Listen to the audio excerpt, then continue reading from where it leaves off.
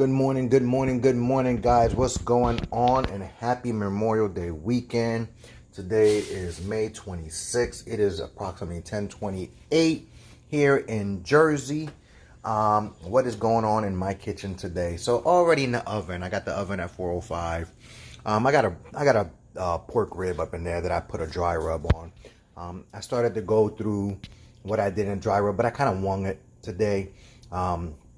Just did a little invention there with a dry rub that I've seen before, and I threw that in the oven. So a lot of dry rubs are all the same, guys. The base, a lot of it is brown sugar, some paprika, some onion powder, some garlic powder.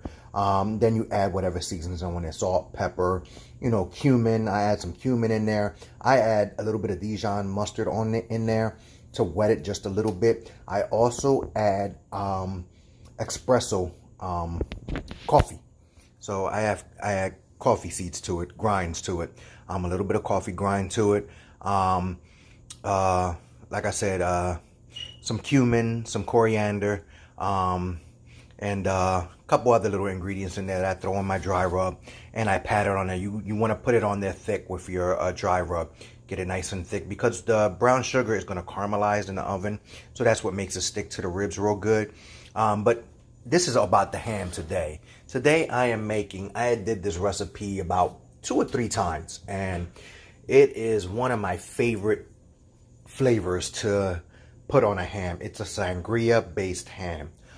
It is very delicious and is a very simple recipe. It is brown sugar, cloves, pineapple juice, and sangria. I got about 2 cups of brown sugar with some ground cloves. I didn't have whole cloves, so you're supposed to put whole cloves in there. But this is a spiral ham, guys, so whole cloves ain't going to work too well unless you put it into the ridges. But I'm going to pack this really, really good with some brown sugar around it with the ground cloves that I have mixed in with the brown sugar. And then I'm going to throw that in the oven for about, I think, 30 minutes to 40 minutes until the brown sugar starts melting. And then when it melts, I'm going to add the pineapple juice and the sangria in there. It also calls for you to cut up an orange and throw an orange in there. I don't have any oranges in, but I do have a grapefruit. I'm not going to do a grapefruit because grapefruit's tart. But that's fine. You don't need the orange in there. That's just added if you want to. Really, really, really good recipe, guys. You have to give this a try. So, stick with me right now while I put the brown sugar on this thing. Again, I'm going to make it in my caldero, because I can put the lid on it, when I put it in the oven.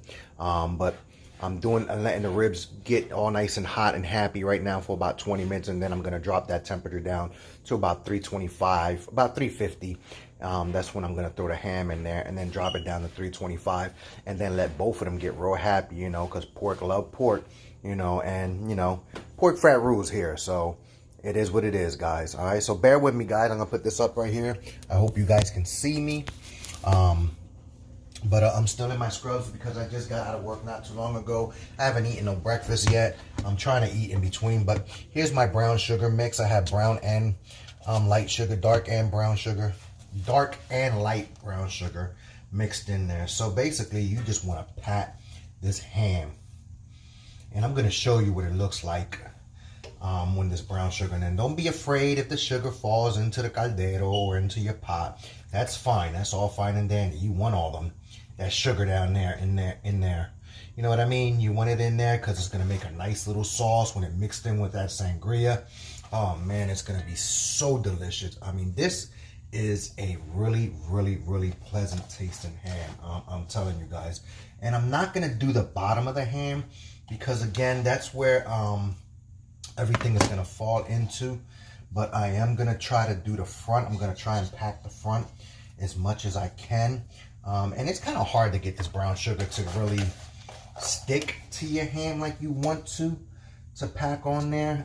Because you don't want it wet. You don't want it real, real wet. But you definitely want to use all this sugar.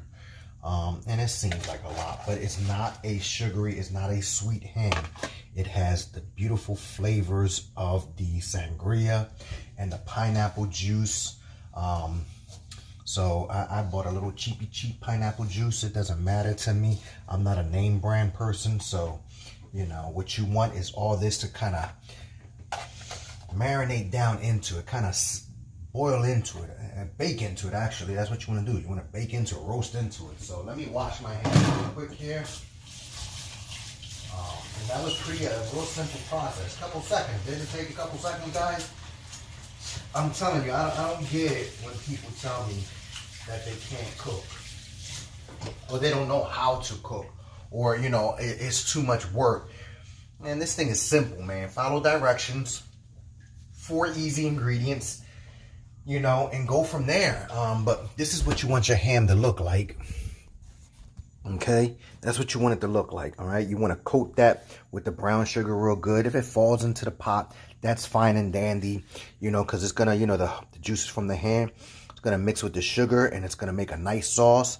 I'm waiting about another 5 minutes or so before I throw this ham into the oven. And again, you can see after the heat, you know, that the sugar starts dissolving and falling off, and that's fine. So I'm using a cheap brand pineapple juice, and I'm gonna use up almost all this pineapple juice.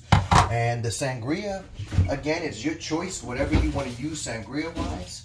My son had brought some sangria home from his little prom weekend, so, and that was perfect. I mean, that was just a calling right there. So I'm using Yago sangria, and this is a big bottle, so there's probably a liter of sangria in there, probably a little bit less. And that's fine. That's okay, because this isn't a really big ham, and that's what you want. So I'm impatient, guys. I'm not a real patient guy.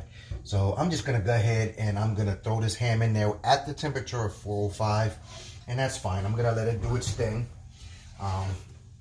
You know something, because at the higher temperature, what's going to happen is that sugar's going to melt faster. So, but I want to show you them ribs too. So that's what the ribs look like, guys. See them ribs down there? They're all looking all happy and getting all happy down there. I'm going to wind up adding a little bit of water to that pot so it doesn't burn, because it's a dry rub again.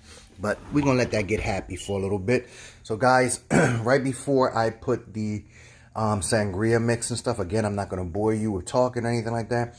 Right before I put the pineapple juice and the sangria in there, I'm going to make another video, so there'll be a part 2 to this as well, because there is no pause button on my phone. So, you know, this is how I'm going to have to record. So guys, I will talk to you in a few minutes. As always, keep it 100, straight to yourselves, and I love y'all. Peace.